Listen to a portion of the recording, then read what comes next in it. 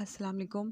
कैसे हैं आप सब लोग? उम्मीद है बिल्कुल खैरियत से होंगे। मैंने लास्ट वीडियो में आपसे वादा किया था कि मैं जो अगली वीडियो बनाऊंगी पीपीएससी के एग्ज़ाम्स के लिए वो थोड़ी डिटेल्ड होगी, जिसमें हम डिटेल में ये डिस्कस करेंगे कि पीपीएससी के एग्ज़ाम्स को किस तरह ईज़िली पास किया जा सकता है। तो पीपीएससी के एग्ज़ाम्स क्योंकि अब नियरली स्टार्ट होने वाले हैं लेक्चरशिप के, बहुत से लोगों ने उस पर अप्लाई भी किया हुआ है।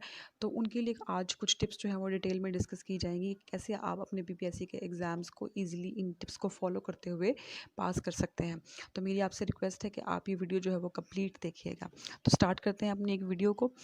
सबसे पहले जिस बात का ख़्याल रखना ज़रूरी होता है पीपीएससी के एग्ज़ाम्स के लिए, वो आपका पॉजिटिव एटीट्यूड है। अपने आप को आप जितना पॉजिटिव रख सकते हैं, जितना पॉजिटिव थिंकिंग रख सकते हैं, यानी अपने आप में नेगेटिविटी मत आने दें कि ये नहीं हो सकता, और काम रहें आराम से, इत्मीनान से, तसल्ली से। जो तैयारी की जा सकती है वो पैनिक होके, वो जल्दबाजी में और वो नेगेटिविटी के साथ वो तैयारी नहीं की जा सकती।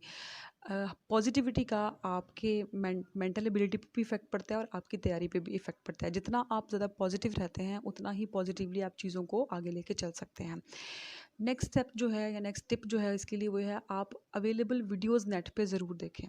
नेट पे बहुत सारी वीडियोस अवेलेबल होती हैं जो कि स्कॉलर्स ने, जो पीपीएससी के एग्ज़ाम्स क्लियर कर चुके होते हैं, सीनियर्स होते हैं या प्रोफेसर्स होते हैं, वो टॉपिक से रेलिवेंट, आपके सब्जेक्ट से रेलिवेंट बहुत सारा मटेरियल आपको नेट से मिल सकता है। तो वो कंसेप्ट क्लियर करने में बड़ा इंपॉर्टेंट भी होता है, प्लस वो काफ़ी ज़्यादा इंपॉर्टेंट पॉइंट्स बताते हैं। यानी ऐसा नहीं होता कि वो आपको बहुत डिटेल्ड गो थ्रू करेंगे या बहुत ज़्यादा फालतू बातें बताएंगे। वो आपको वो मेन पॉइंट्स बताएंगे जो कि आपकी पीपीएससी की तैयारी के लिए बहुत ज़रूरी होते हैं। तो आप ऐसी बहुत सी वीडियोज़ जो हैं वो सर्च करके देख सकते हैं, जिनमें आपके सब्जेक्ट से रेलिवेंट मटेरियल आपको मिल जाता है। सब्जेक्ट रिलेटेड मटेरियल, क्योंकि एक सब्जेक्ट में बहुत ज़्यादा मटेरियल होता है, इतना ज़्यादा कि आपको समझ नहीं आ रही होती कि आपने क्या चीज़ पढ़नी है और क्या चीज़ छोड़नी है। तो इसके लिए आपको उन स्कॉलर्स की जो वीडियोज़ हैं वो काफ़ी ज़्यादा हेल्प करती हैं, जो आपको ये सिलेक्शन में हेल्प करती हैं कि आपको कौन सा मटेरियल जो है जिसको डिटेल में गो थ्रू करना है और कौन सा मटेरियल जिसको आपने अच्छे तरीके से तैयार करना है। अच्छा, इन सब्जेक्ट रिलेटेड मटेरियल के अलावा नेट पर बहुत ज़्यादा कॉन्फिडेंस बूस्टर, जिस तरह मैं एक मोटिवेशनल वीडियो बना रही हूँ, ऐसे बहुत से लोगों ने जिन्होंने पीपीएससी क्लियर किया होता है, वो आपका कॉन्फिडेंस बूस्ट करने के लिए बहुत अच्छे-अच्छे लेवल की वीडियोज़ बनाते हैं, जो आपको अच्छे पॉइंट्स बताते हैं, अपना पर्सनल एक्सपीरियंस शेयर करते हैं, जो कि आपको फ्यूचर में पीपीएससी का एग्ज़ाम क्लियर करने के लिए कॉन्फिडेंस आपका बूस्ट करते हैं। अच्छा, एक और काम करना लाज़मी होता है, वो होता है टाइम टेबल। हम कभी भी रैंडमली नहीं पढ़ सकते। अपने आप के लिए पहले एक टाइम टेबल जो है वो ड्रॉ करें। जो भी आप टाइम टेबल ड्रॉ कर रहे हैं वो आप अपने सामने किसी जगह पे, जैसे आपके रूम में कोई कबर्ड है, कोई मिरर है, वहाँ पे पेस्ट कर दें, जिसको आप आते जाते देखें, ताकि आपको मोटिवेशन मिले कि आपने ये टाइम सेट किया है और आपने इस टाइम के अकॉर्डिंगली ही चलना है। जो मिनिमम टाइम है वो 4 टू 5 आवर्स स्टडी टाइम तो ज़रूर आपका होना चाहिए, जिसमें आप ये वीडियोस भी देख सकते हैं स्कॉलर्स की, जिसमें आप टॉपिक से रेलिवेंट अपने सीनियर से गाइडलाइन ले सकते हैं, जो पीपीएससी पास करने वाले को आपके आसपास हैं उनसे गाइडलाइन ले सकते हैं, प्लस बुक्स।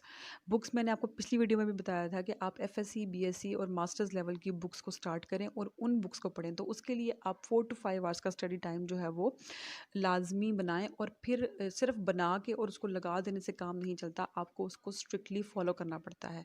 ऐसा नहीं हो सकता कि बस आपने लगा दिया और फिर वो खुद ब खुद तो कुछ नहीं होने वाला ना, रोटी का नवाला आपकी किस्मत में बेशक हो, लेकिन वो आपके मुँह में आपको खुद ही उठा के डालना पड़ता है। तो व्हिच मीन्स कि आपको उसको स्ट्रिक्टली फ़ॉलो भी करना पड़ेगा, जो भी आपने बनाया है अपना टाइम टेबल। अच्छा, पीपीएससी के एग्ज़ाम्स की तैयारी के लिए एक और जो बड़ा अच्छा तरीका होता है वो होता है ग्रुप स्टडी का। क्योंकि बहुत से कॉन्सेप्ट ऐसे होते हैं जो हमें क्लियर नहीं होते, लेकिन हमारे किसी फेलो को, हमारे किसी फ्रेंड को, किसी कज़न को जिसने सेम सब्जेक्ट के लिए अप्लाई किया हुआ है, उसके वो कॉन्सेप्ट अच्छे खासे क्लियर होते हैं। आजकल तो खैर व्हाट्सएप पे वैसे भी ग्रुप्स की भरमार है, बहुत से लोग ऐसे स्टडी ग्रुप्स बना के बैठे हुए हैं पीपीएससी के, जिसमें लोग डिस्कस कर सकते हैं। ऐसे ग्रुप्स भी फ़ायदेमंद होते हैं, उसमें कुछ ना कुछ इन्फॉर्मेशन शेयर होती रहती है, लेकिन अगर आप अपना एक खुद का ग्रुप बनाते हैं जिसमें 3 लोग, 4 लोग जिन्होंने सेम सब्जेक्ट के लिए अप्लाई किया होता है, वो मिलके अच्छी तैयारी कर सकते हैं। डिजिटल दौर है, आप इकट्ठे नहीं भी बैठ सकते, तो आप व्हाट्सएप के ग्रुप पे तैयारी कर सकते हैं, जिसके लिए आप क्या कर लें कि टॉपिक डिवाइड कर लें। यानी कुछ टॉपिक आप कर लें, कुछ सेकंड मेंबर, थर्ड मेंबर, इस तरह आप टॉपिक डिवाइड कर लेंगे, फिर उसको उन टॉपिक्स को डिस्कस करें। जिसका भी वो टॉपिक में स्ट्रेंथ होगी, ग्रिप ज़्यादा होगी, वो उस टॉपिक पे गाइडलाइन दे सकता है। और आपका कोई टॉपिक स्ट्रॉन्ग है, आप दूसरों को गाइड करें, दूसरा का टॉपिक स्ट्रॉन्ग है, वो आपको गाइड करेगा। ऐसे पढ़ने पढ़ाने में आपके अपने कॉन्सेप्ट भी क्लियर होंगे और आप दूसरों की भी हेल्प करेंगे। साथ साथ जब आप ग्रुप स्टडी के लिए टॉपिक डिवाइड कर रहे हैं तो आप उनके नोट्स बनाते जाएं। जो किसी दूसरे ने टॉपिक किया है उसके नोट्स बना लें। आप वॉइस नोट्स भेज रहे हैं एक दूसरे को, उनको रिटन फॉर्म में उतारते रहें ताकि जब आपका एक दफ़ा डिस्कशन में टॉपिक कंप्लीट हो जाए तो आप उनको रिवाइज़ कर सकें। एक दूसरे के साथ अपने नोट्स ज़रूर शेयर करें। हो सकता है कुछ पॉइंट्स आपने लिखे हैं वो दूसरों के काम आएंगे, जो दूसरों ने पॉइंट्स लिखे हैं वो आपके काम आएंगे। मिल बांट कर काम करने से हमेशा फ़ायदा होता है। ऐसा कभी नहीं होगा कि आपकी तैयारी कोई और उठा के ले जाएगा, जिस तरह हम समझते हैं कि हम दूसरों से शेयर करेंगे तो पता नहीं हमारा नुकसान हो जाएगा। ऐसा कुछ भी नहीं होता। अच्छा, इंपॉर्टेंट टॉपिक्स पे ज़रूर फोकस करें। हर सब्जेक्ट के इंपॉर्टेंट टॉपिक्स होते हैं। कुछ टॉपिक्स ऐसे होते हैं जिनका कोई कंसर्न नहीं होता। पीपीएससी के एग्जाम में बहुत डीप बातें, बहुत डिटेल्ड बातें नहीं पूछी जाती। टू द पॉइंट, जैसे डेफिनेशंस होती हैं, ईयर्स होते हैं, नेम्स होते हैं, या बेसिक जो पॉइंट्स होते हैं जिनका क्लियर होना ज़रूरी होता है, वो ऐसी चीज़ें पूछी जाती हैं। तो बहुत टॉपिक्स को बहुत अंदर गहराई में नहीं ना भी पढ़ेंगे तो भी गुजारा हो जाएगा, लेकिन जो इंपॉर्टेंट टॉपिक्स हैं उनकी इंपॉर्टेंट इन्फॉर्मेशन, जो इंपॉर्टेंट ईयर्स हैं उनका आपको पता होना ज़रूरी है। अब आपको कैसे पता लगेगा कि इंपॉर्टेंट टॉपिक्स कौन से हैं?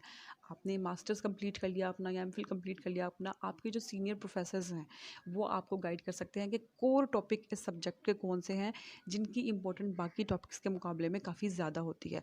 तो अपने प्रोफेसर से उसके बारे में गाइडलाइन ज़रूर लें। वो आपको उन इंपॉर्टेंट टॉपिक के बारे में बता भी देंगे, प्लस ये भी बता देंगे कि कौन सा टॉपिक किस हद तक इन्वॉल्व होता है। क्योंकि इन्हीं प्रोफेसर्स में से कुछ लोग होते हैं जो पेपर सेटर होते हैं, तो वो आपको ज़्यादा अच्छे तरीके से गाइड कर सकते हैं।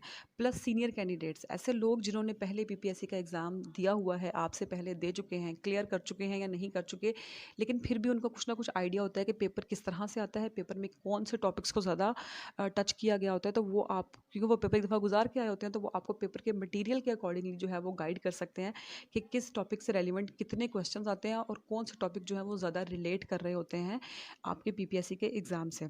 तो उनकी तरफ ज़रूर आप रुजू करें। कोई ऐसा कैंडिडेट ढूंढें जिसने पहले पेपर में अपीयर हुआ है और उसने वो पेपर अटैम्प्ट किया हुआ है। प्लस आपके जो फेलोज़ हैं जिन्होंने आपके साथ अप्लाई किया है, आपने, हो सकता है आपने इस्लामिया यूनिवर्सिटी से किया है, किसी ने बीजीयू से किया है, किसी ने पंजाब यूनिवर्सिटी से किया है, तो हर यूनिवर्सिटी मास्टर लेवल पे अपना डिफरेंट कंटेंट पढ़ा रही होती है। तो ऐसे फेलोज़ जिन्होंने डिफरेंट यूनिवर्सिटी से किया है, आप एक दूसरे के साथ अपनी अपनी यूनिवर्सिटी से लिंक्ड जो इंपॉर्टेंट टॉपिक्स हैं जो पढ़ाए गए हैं उनको शेयर कर सकते हैं। अब आपको नहीं पता पेपर सेटर जो है वो कौन सी यूनिवर्सिटी के प्रोफेसर होंगे, तो हर यूनिवर्सिटी के सिलेबस में से जो इंपॉर्टेंट पॉइंट्स हैं उनको निकाला जा सकता है। इन पॉइंट्स को देखने के साथ साथ जो एक और अहम चीज़ है वो आप पास्ट पेपर्स देख सकते हैं।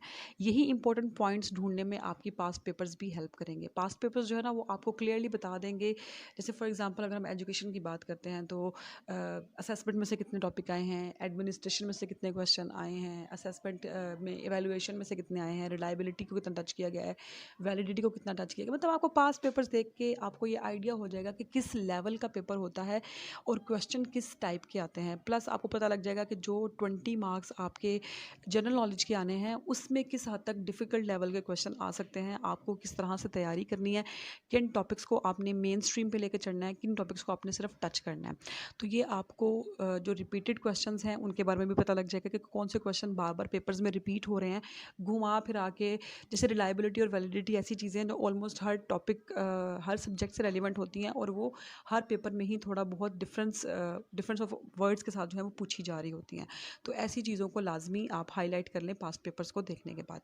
प्लस जब आप बुक चूज़ करते हैं पीपीएससी की तैयारी करने के लिए, तो बुक आपको बहुत वाइजली चूज़ करनी है। बुक्स तो बहुत ज़्यादा अवेलेबल है मार्केट में। आप एक बुक लेने जाएंगे ना तो आपको 10-15 बुक्स तो ऐसे ही मिल जाएंगी जो किसी भी राइटर ने, किसी ने एक बार पीपीएससी का एग्ज़ाम दिया, उसने क्लियर कर लिया, उसने उठाया और बुक लिख दी। कोई लेक्चरर बन गया, कोई हेड बन गया, उन्होंने उठाया और बुक लिख दी।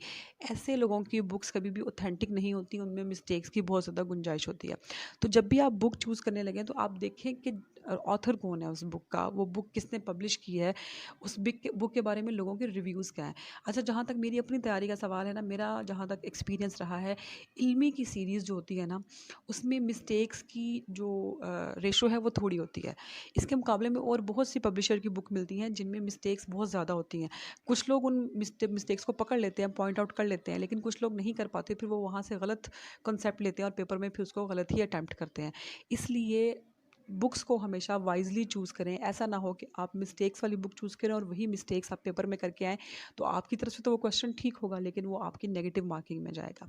प्लस जब आपने बुक चूज़ कर ली है, अब उस बुक को रट्टा नहीं मारना। क्रैमिंग कभी भी आपको मार्क्स नहीं दिला सकती।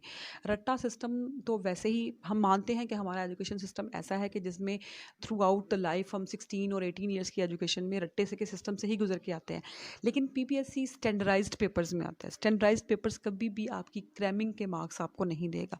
इसलिए अपने कॉन्सेप्ट को क्लियर करने की कोशिश करें, अपनी बेसिक्स को स्ट्रॉन्ग करें, अपने जो आपके आइडियाज़ हैं उनको क्लियर करें। किसी भी टॉपिक के बारे में क्रैमिंग मत करने बैठ जाएँ। इसीलिए एमसीक्यूज़ की बुक्स नहीं लेनी चाहिए, कंसेप्ट की बुक्स लेनी चाहिए। पेपर के नज़दीक आके ना बहुत से लोग पैनिक हो जाते हैं कि मेरी तो कोई तैयारी नहीं है, मुझे भूल रहा है, मुझे कुछ याद नहीं है। ऐसा करने की ज़रूरत नहीं है। हमने 50 अपनी 16 ईयर्स की एजुकेशन में, 18 ईयर्स की एजुकेशन में बहुत दफ़ा एग्ज़ाम्स दिए हैं। हमें खुद को पता है कि एग्ज़ाम फ़ीवर भी होता है। जब हम एग्ज़ाम नज़दीक आते हैं तो हमारे खुद ही के ज़हन में डर पैदा होना शुरू हो जाता है कि पता नहीं मुझे भूल जाएगा, मुझे कुछ याद नहीं आएगा, मुझे कुछ भी नहीं आता, ये क्या लफ्ज़ है, ये क्या चीज़ है। लेकिन ऐसा नहीं होता। जब आप फ्रीक आउट कर जाते हैं, आप पैनिक कर जाते हैं, तो जो आता होता है वो भी आपके माइंड से निकलना शुरू हो जाता है। एक बात ज़हन में रखें, जब आप बहुत ज़्यादा पढ़ लेते हैं ना, तो मिक्स ज़हन आपका जो है ना वो उन सब चीज़ों को फौरी तौर पर बाहर निकाल नहीं रहा होता। आपको लग रहा होता है कि मुझे कुछ भी नहीं आ रहा, मैंने पढ़ लिया और मैं बिल्कुल ब्लैंक हूँ। जब आप पेपर अटेम्प्ट करने लगेंगे तो वो दोबारा आपको रिकॉल होना शुरू हो जाएगा, अगर आप पैनिक नहीं होंगे, अगर आप ईज़ी माइंड के साथ जो है वो पेपर अपना अटेम्प्ट करना शुरू कर देंगे। अच्छा, लास्ट ईयर का मेरिट जो है ना वो लाज़मी ज़हन में रखें। ये आपको पेपर को सॉल्व करने में काफ़ी हेल्प करेगा कि आप कितना चांस ले सकते हैं तुक्के मारने का, क्योंकि ज़ाहिर है 100% पेपर तो आता नहीं होता। तो अगर किसी सब्जेक्ट का मेरिट 60 है, तो इट मीन्स अगर आपने 60-62 सॉल्व कर लिए हैं, तो फिर आप रट्टे मारने पे तो कतन भी मत जाएँ। क्यों सॉरी, तुक्के मारने पे तो कतन भी मत जाएँ। क्यों? क्योंकि वो आपकी नेगेटिव मार्किंग में आपको 60 के मेरिट से नीचे ले जाएगा। ठीक है? तो तुक्के मारने के भी कुछ रूल्स होते हैं, वो इंशाल्लाह नेक्स्ट वीडियो में हम देखेंगे कि हम किस तरह से अपने पेपर में लास्ट ईयर के मेरिट को ज़हन में रखते हुए जो है वो एक्स्ट्रा क्वेश्चन कैसे अटेम्प्ट कर सकते हैं। इसीलिए जो है काम हमेशा स्मार्टर करना चाहिए। हम कहते हैं ना वर्क हार्ड, सख्ती से मतलब बहुत ज़्यादा दिल लगा के काम करना चाहिए। लेकिन मेरा आइडिया ये है कि वर्क हार्ड की बजाय वर्क स्मार्ट की जो टेक्निक है वो ज़्यादा हेल्पफुल साबित होती है। स्मार्टली काम करें, आप देखें ट्रेंड्स क्या चल रहे हैं, आजकल टॉपिक्स कौन से इन हैं, पॉइंट्स कौन से जहन में रखने ज़रूरी हैं, वो सब चीज़ों को लेके चलें, बजाय इसके कि बस गधे की तरह काम करना शुरू कर दें और करते जाएँ। वो आपको मे बी वर्कलोड ज़्यादा हो जाए आपका, लेकिन वो आपको हेल्प ना कर सके। प्लस अपनी होप्स को हाई रखें।